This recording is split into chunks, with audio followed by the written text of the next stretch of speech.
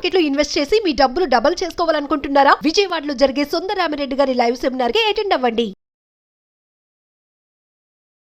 నమస్తే, welcome to Suman TV. ప్రస్తుతం మనతో హైకోర్టు అడ్వకేట్ మాలతి ధారణ గారు ఉన్నారు. వీరితో ఈరోజు కొన్ని విషయాల్ని మనం మాట్లాడుకుందాం. హలో అండి, నమస్తే. హలో అండి. కొన్ని డిస్కషన్స్లో ఒక ఫ్రెండ్ ద్వారా నాకు తెలిసింది, ఒక అమ్మాయి she is facing like domestic violence, ఇంట్లోనే హస్బెండ్ ద్వారా టార్చర్ అనుభవిస్తుంది ఫుల్గా. తనకు సపోర్ట్ చేయడానికి ఎవరు లేరు బేసికలీ. సో అంటే మామూలుగా పేరెంట్స్ ఉంటే they will take care of everything. So తనకు పేరెంట్స్ లేరు, సపోర్ట్ చేయడానికి ఎవరు లేరు. అండ్ హస్బెండ్ ద్వారా, అండ్ షీఈస్ ఎర్నింగ్ గుడ్, కిడ్స్ని చూసుకుంటుంది, ఫ్యామిలీ చూసుకుంటుంది అండ్ ఆల్.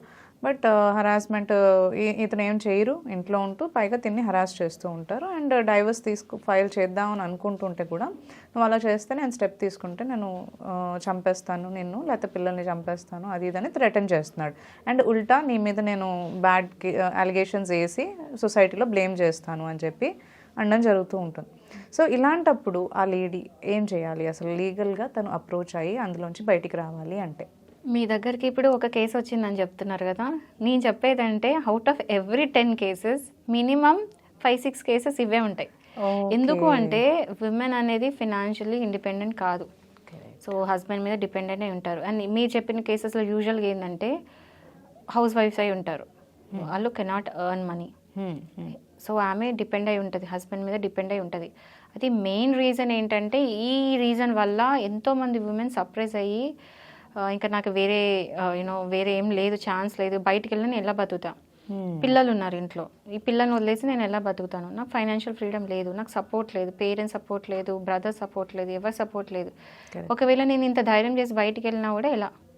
ఇలా చాలా క్వశ్చన్స్ రేజ్ అయ్యి చాలామంది హరాస్మెంట్ని ఫేస్ చేసుకుంటూ ఇంట్లోనే కూర్చుండిపోతారు. ఎంత తాగొచ్చి కొట్టినా, వాళ్ళ హస్బెండ్ వెళ్ళి ఎంతమంది అఫైర్స్ పెట్టుకున్నా, ఏమున్నా కూడా ఏం చేయలేక ఇంట్లోనే కూర్చుండిపోతారు. ఏం చేయాలి? నేనేం చెప్తున్నానంటే, అట్లాంటి ఉమెన్ భయపడొద్దు. ఓకే, ఒకవేళ హరాస్మెంట్ లిమిట్ దాటి మిమ్మల్ని కొట్టి, మిమ్మల్ని అంటే రక్తాలు వచ్చేటట్టు కొట్టి అంతా అయినప్పుడు ఊరుకోకండి, వెళ్ళి పోలీస్ స్టేషన్ కంప్లైంట్ ఇవ్వండి. అది 498A కేసు అవుతుంది. Okay, so domestic violence case అవుతుంది. మీకు అంటే ఇంట్లో ఏదైతే ఇప్పుడు మీరు కొట్టింది అనుకోండి, ఇమీడియట్గా వెళ్ళిపోండి, మీకు ఎట్లా అవన్నీ ఉంటాయి కదా. కొన్నిసార్లు ఏంటంటే ఇలా కొట్టడం ద్వారా చూస్తుంటాం, వాళ్ళకి ఏదో ఒకటి ఎఫెక్ట్ అవడము. I heard one of the actor when she faced ఇట్లాగే డొమెస్టిక్ వైలెన్స్ లో తన జా లైన్ అయిపోయింది, she didn't pursue her career, right?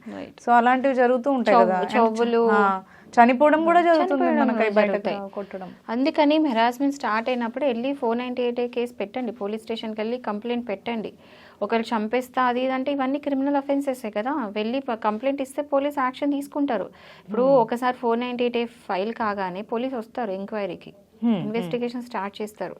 మీరు వేసిన కేసు జెన్యూనా కాదా చూస్తారు, ఎందుకంటే ఫేక్ కేసెస్ ఉండే ఛాన్సెస్ ఉంటాయి. సో అది ప్రిలిమినరీ ఇన్వెస్టిగేషన్ చేస్తారు. ఒకవేళ అది మీకు జెన్యూన్ అనిపించిందంటే they'll start gathering evidence, investigation start చేసి మీ ఇంటి పక్క వాళ్ళతో మాట్లాడము చేయడము, నిజంగా ఇది అవుతుందా లేదా, దానికి కావాల్సిన అంటే ఒకవేళ క్రిమినల్, ఇప్పుడు జనరల్ క్రిమినల్ కేసులు ఏమవుతాయండి, ఒకసారి కేసు పెట్టినామంటే పోలీసులు వచ్చి ఇన్వెస్టిగేషన్ స్టార్ట్ చేసి దానికి సంబంధించిన ఎవిడెన్స్ గ్యాదర్ చేసి తీసుకెళ్లి కోర్టులో వేయడం జరుగుతుంది కదా. సేమ్ ఇందులో కూడా అలాగే ఎవిడెన్స్ గ్యాదర్ చేస్తారు, తీసుకెళ్లి కోర్టులో ఆయనకు అగేన్స్ట్ అంటే హస్బెండ్కి అగేన్స్ట్ ఉన్న మొత్తం ఎవిడెన్సే ఇస్తారు.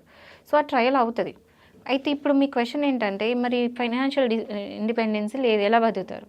అవును, కొన్నిసార్లు నువ్వు బయటకు వెళ్ళిపో, నాకు అవసరం లేదు, నా పిల్లల్ని నేను ఉంచుకుంటా, నువ్వు బయటకు వెళ్ళిపో అంటారు. పిల్లల్ని వదిలిపేసి తల్లి ఉండలేదు. సో అలాంటి కేసెస్లో ఏం చేయాలి? అప్పుడు ఇదే కేసు పెట్టండి. ఇంకోటి, ఒకవేళ విమెన్కి ఇట్లా ఉన్న చాలా ఎన్జిఓస్ ఉన్నాయండి, ఎన్నో ఎన్జిఓస్ ఉన్నాయి హైదరాబాద్లో, మీరు గూగుల్ చేసుకుంటే కనిపిస్తాయి. ఎంతోమంది ఇలాంటి ఆడవాళ్ళని దగ్గర తీసుకొని వాళ్ళకి హెల్ప్ చేయడము, చిన్న చిన్నగా వ్యాపారాలు పెట్టియడము, అంటే బ్యాంక్ కూడా లోన్స్ ఇస్తాయి, అంటే విమెన్ అంటే తక్కువ దాంతో ఇవ్వడము. అట్లాంటి ఎన్జిఓస్కి వెళ్ళి వాళ్ళు హెల్ప్ సీక్ చేస్తే తీసుకుంటే వాళ్ళు హెల్ప్ చేస్తారు. అంటే మీకు ఇప్పుడు అలా కొట్టి ఇంట్లో చచ్చే కంటే ఇది బెటర్ కదా అండి. సో కేసు వేసుకొని బయటకు వచ్చి ఎన్జిఓస్ హెల్ప్ తీసుకొని అవును, లైవ్లీవుడ్ అంటే తను సంపాదించుకున్నాడు చిన్నగా. ఎవరు అంటే ఇప్పుడు చదువుకున్న వాళ్ళంటే ఓకే, వాళ్ళు వెళ్ళి జాబ్ చేసుకుంటారు. చదువుకోలేని అంటే చిన్న చిన్నగా ఎన్నో ఉంటాయి కదండి, చిన్న ఏమంటారు స్మాల్ స్కేల్ ఇండస్ట్రీస్ లాగా చిన్నగా ఇంట్లోనే చేసుకునేటట్టు. అంటే అట్లీస్ట్ బుట్టలు అల్లుకోండి కానీ ఏదో ఒకటి చేసుకోండి, అంటే బతుకుండడం బెటర్ కదా అని చెప్పేసి. సో ఈ 498 కేసు వేసుకుంటే మాత్రం they'll take care and also మీకు వద్దు, హస్బెండ్ వద్దు అంటే డివోర్స్ కూడా వేసేసుకోండి కోర్టులో. అప్పుడు డబ్బులు లేవు అంటే కూడా మీకు ఫ్రీ లీగల్ ఎయిడ్స్ ఉంటాయండి. ఇప్పుడు కోర్ట్స్లో వెళ్తే ఫ్రీ లీగల్ ఎయిడ్ అని సపరేట్గా మీకు ఒకటి ఉంటుంది, ఒక సెక్షన్. అక్కడికి వెళ్తే అక్కడ మీకు అడ్వకేట్స్ ఫ్రీగా చేసే వాళ్ళు ఉంటారు, సోషల్ సర్వీస్ లాగా. ఓకే, అంటే ఫ్రీ సర్వీస్ లాగా చేస్తారు. కొంతమంది దీనికి కూడా ఇబ్బంది పడుతూ ఉంటారు. ఫ్రీ లీగల్ ఎయిడ్ ఉంటుంది కదా, అది గవర్నమెంట్ పెట్టింది. అంటే ఎస్పెషలీ ఎవరైతే ఎఫర్ట్ చేయలేని వాళ్ళు, మనీ పెట్టలేని వాళ్ళు, ఫీజు కట్టలేని వాళ్ళు, కోర్ట్ ఫీజు వాళ్ళకి వాళ్ళు హెల్ప్ చేస్తారు. సో ఏది లేకపోతే అడ్వకేట్స్ దగ్గర రావాలని కూడా లేదు, డబ్బు లేకపోతే వెళ్ళి ఫ్రీ లీగల్ ఎయిడ్ హెల్ప్ కూడా తీసుకోవచ్చు. ఇప్పుడు సంపాదించిన వాళ్ళ గురించి కూడా చెప్పారండి. ఇఫ్ షీఈస్ ఫైనాన్షియలీ తను వెల్ కూడా ఉంది, ఏమన్నారు అంటే తను బయటికి ఇప్పుడు ఇంట్లో ఉంటే కేసు ఫైల్ చేసినాక తన మీద ఏమైనా చేస్తారని భయం ఉంటుంది కాబట్టి షీ థాట్ ఆఫ్ బయటికి వెళ్ళి కేసు ఫైల్ చేద్దాం అని అనుకున్నప్పుడు వాట్ దే అడ్వైజ్డ్ ఇస్ బయటికి వెళ్ళడం కాకుండా తన్ని కూడా బయట పంపించవచ్చు కేసు వేసి అని అన్నారు. అదేమన్నా నిజంగానే ట్రూ అంటారా? అలా ఇప్పుడు అంటే డిపెండ్స్ ఆన్ ద కేసు అండి. ఒకవేళ ఇంకోటి ఇల్లు ఎవరిది అనేది కూడా చూసుకోవాలి, ఎవరి పేరు మీద ఉంది ఇల్లు, ఎవరెవరి ఇంట్లో ఉంటున్నారు అనేది చూసుకోవాలి. సో ఒకవేళ ఈమె పేరు మీద ఉంటే పర్లేదు, లేకపోతే మాత్రం కానీ హస్బెండ్ని బయటికి పంపించేయచ్చు అలాంటి ప్రావిజన్స్ అంటూ అయితే ఏం లేవు. Depending upon the case police decide చేస్తారు అనమాట. నువ్వు ఈ అమ్మాయికి దూరం ఉండు, నువ్వు ఈ అబ్బాయికి దూరం ఉండు, ఇట్లా అని చెప్పేసి అమ్మాయికి కావాలనుకుంటే బయటికి వెళ్ళిపోవచ్చు. లేదు పిల్లలు ఉన్నారు, ఆమె పేరు మీద ఇల్లు ఉంది అంటే నువ్వు వెళ్ళిపో అని చెప్పేసి. అంటే అది ప్రతి కేసులో ఒకేలాగా ఉండదు, ఒక్కొక్క కేసులో ఒక డిపెండ్ లాగా ఉంటుంది. అంటే సివియారిటీ ఆఫ్ కేస్ బట్టి పోలీసులు వచ్చి అడ్వైజ్ చేస్తారనమాట. అది అట్లా, అంతేగాని సేమ్ ఉండదు అందరికి. మామూలుగా లేడీస్ ఇట్లాంటి అంటే హెరాస్మెంట్ ఫేస్ చేస్తున్నారు ఇంట్లో, హస్బెండ్ ఆల్రెడీ కొడుతున్నాడు, ఆల్రెడీ చాలా భయపడిపోయి ఉంటారు లైఫ్లో. అంటే ఇప్పుడు ఒకసారి నాకు తెలిసి అయితే మన ఇండియన్ మెంటాలిటీ విమెన్ ఎట్లుంటుంది అంటే ఒకసారి కొట్టంగానే ఊరుకుంటారు. ఐ డోంట్ థింక్ డివోర్స్ నేను కేసు పెడతాను అనరు, వెరీ ఫస్ట్ టైం అయితే అనరు, మరి మూవీస్ లో లాగా. సో ఫస్ట్ టైం ఓడ్చుకుంటారు అనుకుంటున్నా. సో అలాంటి వాళ్ళు ఉన్నారు, ఇలాంటి వాళ్ళు ఉన్నారు. అంటే అవి మిగతా అన్ని ఫేక్ కేసెస్, మనం దాని గురించి మాట్లాడదు కానీ. సో ఎవరైతే ఇట్లా భయపడి ఉంటారు కదా ఆల్రెడీ, అప్పుడు ధైర్యం చేసి స్టేషన్కి వెళ్ళండి. పోలీసులు ఏమి దయ్యాలు కాదు, భూతాలు కాదు, మేము భయపడద్దు. అంటే చాలా చేంజ్ అయిందండి పోలీస్ స్టేషన్లో, చాలా ఫ్రెండ్లీ ఉంటారు. ఒక ఉమెన్ వెళ్ళి మాట్లాడింది, కంప్లైంట్ ఇచ్చింది అంటే అందులో ఒకవేళ మీకు చాలా కష్టం ఉంది, మీకు కంఫర్ట్ లెవెల్స్ లేవు అంటే అక్కడ ఉమెన్ పోలీస్ కూడా ఉంటారు, షీ టీమ్స్ ఉంటాయి. సో మీరు వెళ్ళి అక్కడ కంప్లైంట్ ఇప్పుడు ఇంకోటి విమెన్స్ పోలీస్ స్టేషన్ ఉంటుంది, ఉమెన్ పోలీస్ స్టేషన్కి వెళ్ళి కూడా మీరు కంప్లైంట్ చేయొచ్చు. ఒకవేళ మీకు ఇక్కడ ఇబ్బంది అనిపించింది, భయం వేస్తుంది, ఏం తెలియదు అనుక. అంటే ఈ మధ్యలో కొంచెం పోలీస్ స్టేషన్స్ అంటే రీసెంట్ అయిన కేసెస్ వల్ల కొంచెం ఆడవాళ్ళు పిఎస్కి వెళ్ళాలంటే భయపడుతున్నారు.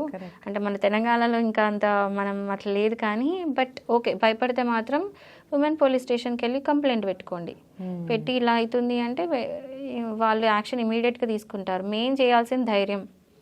మీరు మీ లైఫ్, ఇప్పుడు నా లైఫ్ నేనే చక్క పెట్టుకోవాలి, మీ లైఫ్ మీరే చక్క పెట్టుకోవాలి, ఎవరో వచ్చి చక్క పెట్టారు కదా. సో మీరు ధైర్యం చేయాలి. ప్రాబ్లం ఫేస్ చేస్తున్నంటే ధైర్యం చేయండి, ముందుకు రండి, ముందుకు వచ్చి కంప్లైంట్ ఫైల్ చేయండి, మీకు జరగాల్సిన న్యాయం మీకు జరుగుతుంది.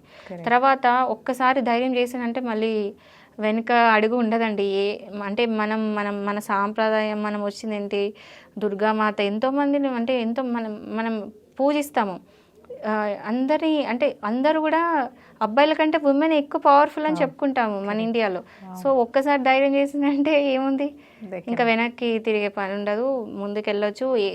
ఏదో ఒకటి మనకు దొరుకుతూనే ఉంటుంది, వెళ్తూ పోతూ ఉంటే సంపాదనకి దొరుకుతుంది, ప్రతి దానికి దొరుకుతుంది. భయపడి ఇంట్లో కూర్చోవద్దని చెప్తున్నాను. That's true. Yeah. Thanks for sharing.